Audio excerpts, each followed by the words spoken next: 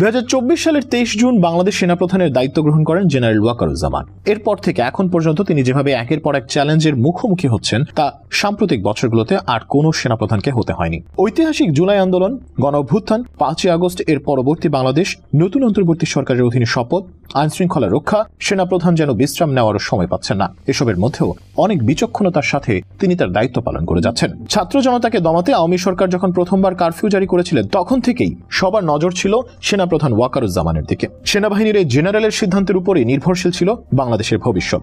একটু দেরিতে হলেও সেনাপ্রধান ওয়াকারের সাহসী সিদ্ধান্তের কারণেই ভয়াবহ হত্যাকাণ্ড ও গৃহযুদ্ধের হাত থেকে বেঁচে গিয়েছে বাংলাদেশ।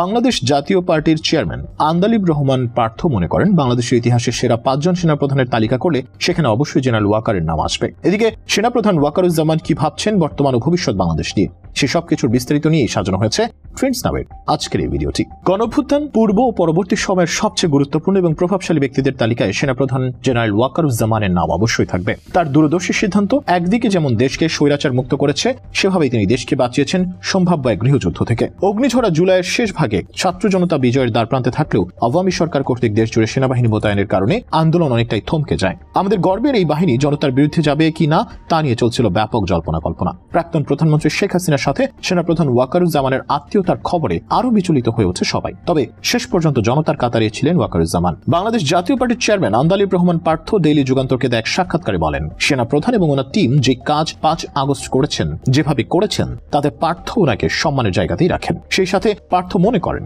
বাংলাদেশের ইতিহাসে 5 জন সেনাপ্রধানের নাম এলে জেনারেল ওয়াকারুজ্জামানের নাম থাকবে। জেনারেল ওয়াকারুজ্জামান সম্প্রতি প্রথম আলো পত্রিকায় গুরুত্বপূর্ণ এক সাক্ষাৎকার দিয়েছেন, যেখানে তিনি বলেছেন 2024 সালের জুলাই আগস্ট মাসে ঘটে যাওয়া গণঅভ্যুত্থানে ছাত্র জনতা রাজনৈতিক দলসমূহের অংশগ্রহণ বাঙালি জাতির ইতিহাসে এক অবিস্মরণীয় ঘটনা। গণঅভ্যুত্থানে শাহাদাত বরণকারী ও আহত সবার প্রতি জাতি চিরকৃতজ্ঞ থাকবে। গত 15 বছরে প্রশাসন, পুলিশ, বিচার ও ব্যবসা সহ রাষ্ট্রের নানা ব্যবস্থা ভেঙে গেছে। এটাকে একটা স্বাভাবিক জায়গায় আনতে সময় লাগবে। এ বিষয়ে জেনারেল ওয়াকার বলেন, এটার জন্য রাজনৈতিক দল ও সরকার লাগবে। রাজনীতিবিদদের এগিয়ে আসতে হবে। রাজনীতি ছাড়া ও রাজনৈতিক সরকার ছাড়া এটা সম্ভব নয়। সেনাপ্রধান মনে করেন রাষ্ট্রপতি ও প্রধানমন্ত্রীর মধ্যে ক্ষমতার ভারসাম্য আনা দরকার। তিনি তার অভিজ্ঞতার আলোকেই বুঝেছেন রাষ্ট্রপতি ও প্রধানমন্ত্রীর মধ্যে ক্ষমতার ভারসাম্য আনা প্রয়োজন। সশস্ত্র বাহিনীকে রাষ্ট্রপতির অধীনে রাখা যেতে পারে। সেনাপ্রধান জানান, অন্তর্বর্তীকালীন সরকার তাদের কাছ থেকে যে ধরনের সহায়তা চাইছে সেভাবেই সহায়তা দিচ্ছেন এবং দেবেন। যেদিন অন্তর্বর্তী সরকার বলবে আপনাদের অনেক ধন্যবাদ, আপনারা আপনাদের কাজটা সম্পন্ন করেছেন, এখন পুলিশ আইন শৃঙ্খলার দায়িত্ব নেবে, সেনাবাহিনী তখন সানন্দে সেনানিবাসে ফিরে যাবে। সেনাপ্রধান চেষ্টা করবেন প্রধান উপদেষ্টা যেভাবেই তার বা সেনাবাহিনীর সাহায্য চাইবেন তারা সেভাবেই উনাকে সহযোগিতা করবেন। এটাতে যদি তাদের অসুবিধা হয়, সৈনিকদের যদি সাময়িক অসুবিধা হয়, তারপরও সরকারকে সহযোগিতা করে যাবেন। দেশ ও জাতির স্বার্থেই তারা এটা করবেন। এই জাতির জন্য, দেশের জন্য ও দেশের মানুষের স্বার্থে যে কোনো ত্যাগ স্বীকার করতে সেনাবাহিনী তৈরি আছে। ভারতের ব্যাপারে সেনাপ্রধান বলেন, ভারত আমাদের গুরুত্বপূর্ণ প্রতিবেশী। আমরা অনেক দিক থেকে ভারতের উপর নির্ভরশীল। আবার ভারতও আমাদের কাছ থেকে সুবিধাও পাচ্ছে। আনুষ্ঠানিক আর অনানুষ্ঠানিক মিলিয়ে ওদের প্রচুর মানুষ বাংলাদেশে কাজ করছে। এদেশ থেকে অনেক মানুষ চিকিৎসার জন্য ভারতে যায়। আমরা তাদের কাছ থেকে অনেক পণ্য কিনছি। কাজেই বাংলাদেশের স্থিতিশীলতার ব্যাপারে ভারতের বিরাট স্বার্থ আছে। এটা একটা দেওয়া নেওয়ার সম্পর্ক। ন্যায্যতার ভিত্তিতে হতে হবে এটা। যে কোনো দেশ সবসময় অন্য দেশ থেকে সুবিধা পেতে চাইবে, এটা তো দোষ না।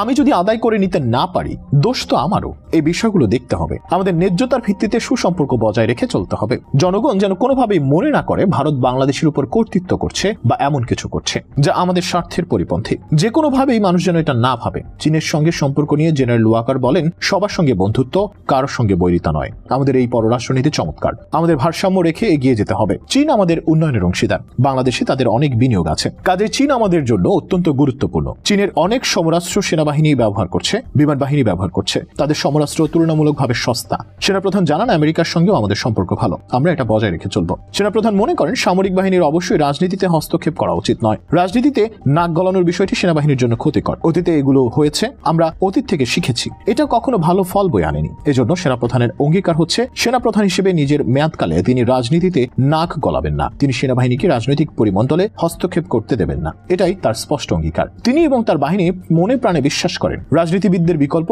রাজনীতিবিদেরাই, তাদের বিকল্প সেনাবাহিনী নয়। গত আগস্টে আরেফিন কবির নামের এক সেনা কর্মকর্তা তার ফেসবুক আইডিতে লিখেন, তারা সবাই মিলে জেনারেল ওয়াকারকে বলেছিলেন তারা ছাত্র জনতার বিরুদ্ধে দাঁড়াতে চান না। এই পোশাকের মর্যাদা রক্ষা করতে, নিরীহ মানুষের রক্তে নিজেদের হাত রঞ্জিত করতে রাজি ছিলেন না সেনাবাহিনীর সদস্যরা। তখন জেনারেল ওয়াকার সব সদস্যদের তার উপর বিশ্বাস রাখতে বলেন। তখন অনেকেই ভেবেছিলেন এটা হয়তো বলার জন্য বলেছেন। বলেছেন ওয়াকারুজ্জামান। তবে পরবর্তীতে দেখা গেল সেনাপ্রধান ওয়াকার আসলেই তার কথা রেখেছেন। তার একটা সিদ্ধান্তের কারণে বেঁচে গিয়েছে হাজারো প্রাণ। কারণ শেখ হাসিনা চেয়েছিলেন শেষ মুহূর্ত পর্যন্ত কঠোর হতে, সেনাবাহিনীকে বলেছিলেন মিছিল দমন করতে। তবে সেনাপ্রধান ওয়াকার বলেছিলেন সেটা সম্ভব না। 5 আগস্ট সকালবেলা শীর্ষ আইন প্রয়োগকারী কর্মকর্তাদের সঙ্গে বৈঠকে হাসিনা বলেন, আপনাদের কঠোর হতে হবে, সবকিছু নিয়ন্ত্রণে আনতে হবে, কাজটা কিভাবে করবেন তা নিজেদের মধ্যে আলোচনা করে ঠিক করুন।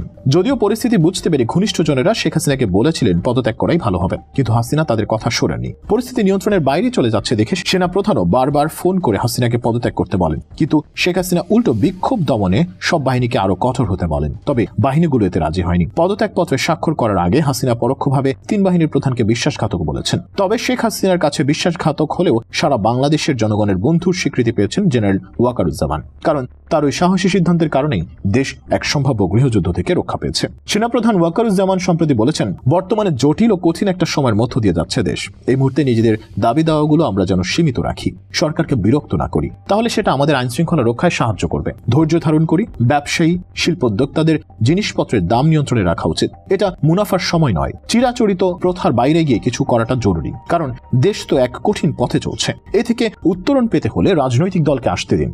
রাজনৈতিক দল ক্ষমতা এলে তারা এসব সমস্যার সমাধান করবে। কাজেই আসুন এ সময় আমরা সবাই মিলে অন্তর্বর্তীকালীন সরকারকে সহায়তা করি, যাতে তারা সংস্কারগুলো শেষ করে নির্বাচনের দিকে যেতে পারে। আমরা যেন তাদের উপর বোঝা না চাপাই। সেনাপ্রধান আবারও বলেন, তারা ডক্টর মোহাম্মদ ইউনূস অন্তর্বর্তী সরকারের সফলতার জন্য সবকিছু করতে প্রস্তুত আছেন এবং প্রস্তুত থাকবেন।